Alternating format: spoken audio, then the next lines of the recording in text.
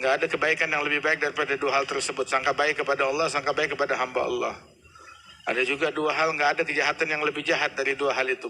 Buruk sangka kepada Allah, buruk sangka kepada hamba Allah. Ketika muslimin ngerjain perbuatan dan ucapan yang baik, ya sangka wajib sangka baik.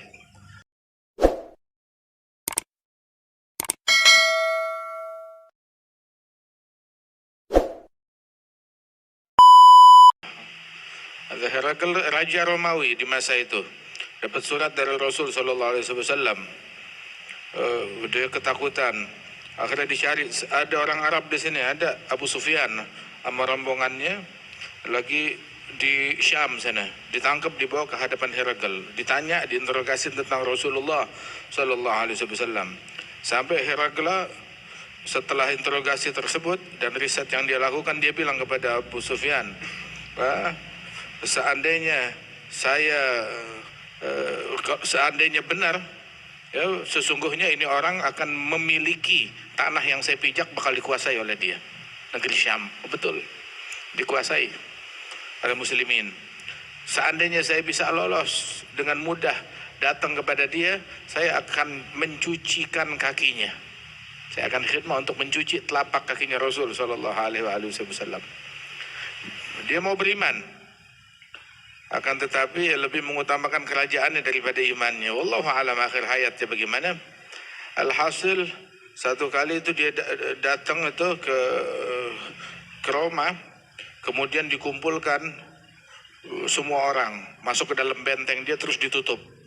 Kemudian dibacakan suratnya Nabi. Dia nanya, Herakl, mau gak kita beriman kepada orang yang bernama Nabi Muhammad ini? Wah, marah semuanya. Marah sampai lari semuanya mau keluar dari gerbang, tapi gerbangnya udah ditutup. Akhirnya Herakl ketika ngelihat ini orang pada kabur, marah dan gak bakalan beriman, dipanggil lagi, sini. Saya sebenarnya cuma nguji keimanan kalian. Gitu, ternyata iman kalian kuat. Ya sudah. Nggak jadi beriman Herakl.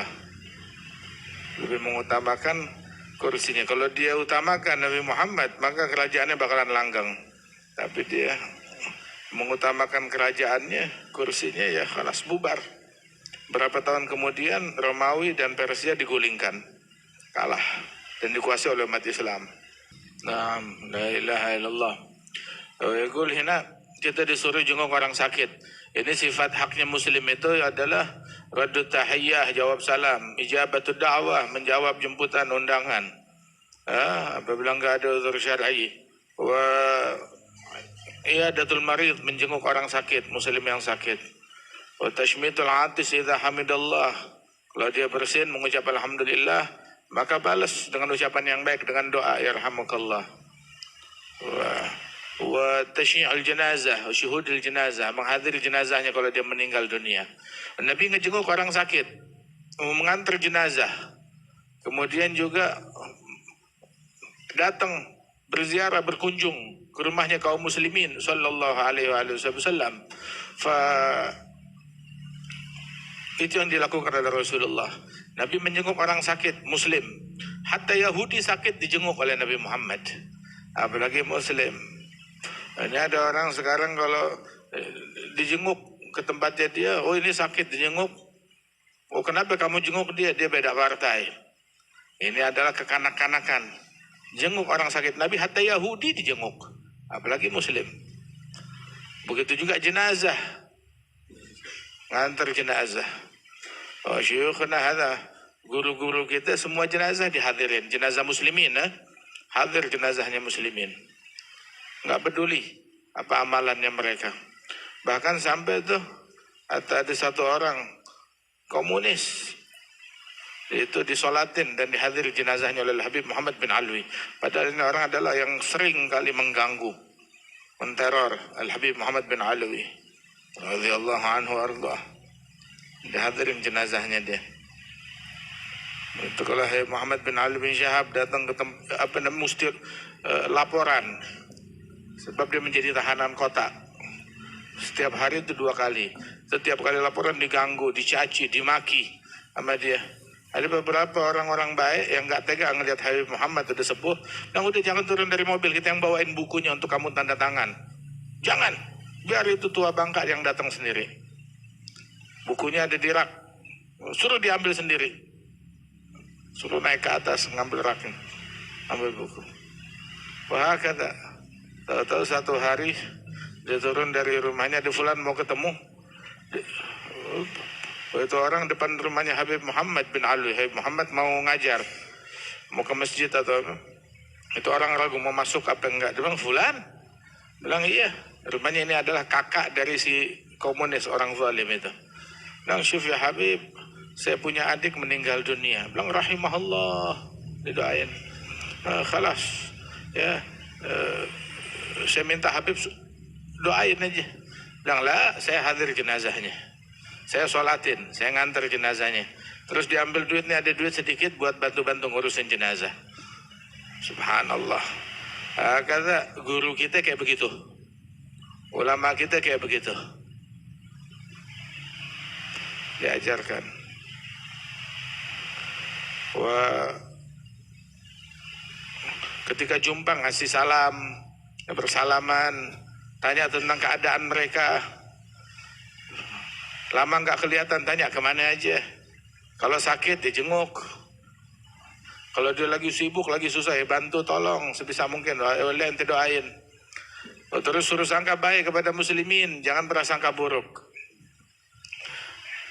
Itu dua hal.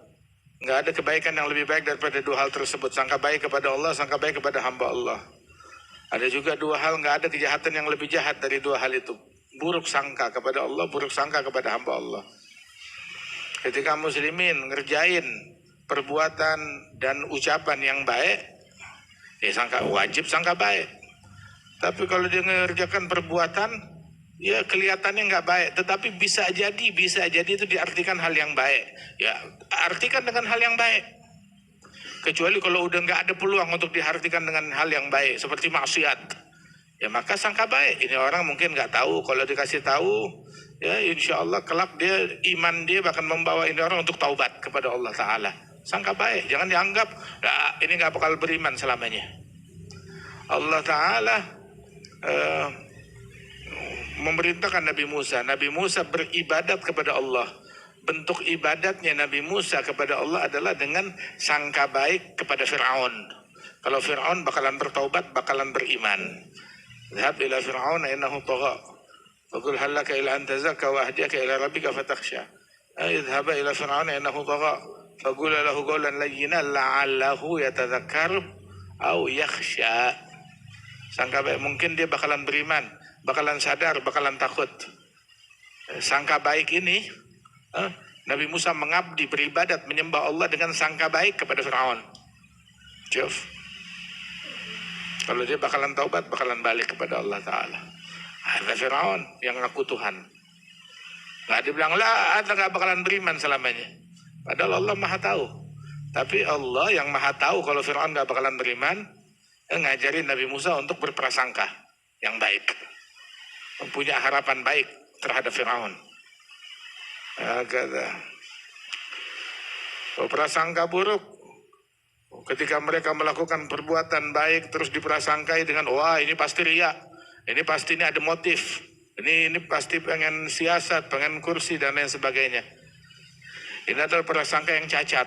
Ini bersumber dari orang yang hatinya, yang perangainya cacat. Ini perangainya kaum munafikin. Mereka yang mencela orang-orang yang taat dari kaum mukminin ketika melakukan kebaikan. Dan dituduh dengan tuduhan, oh ini riya, ingin dipuji, nggak ikhlas.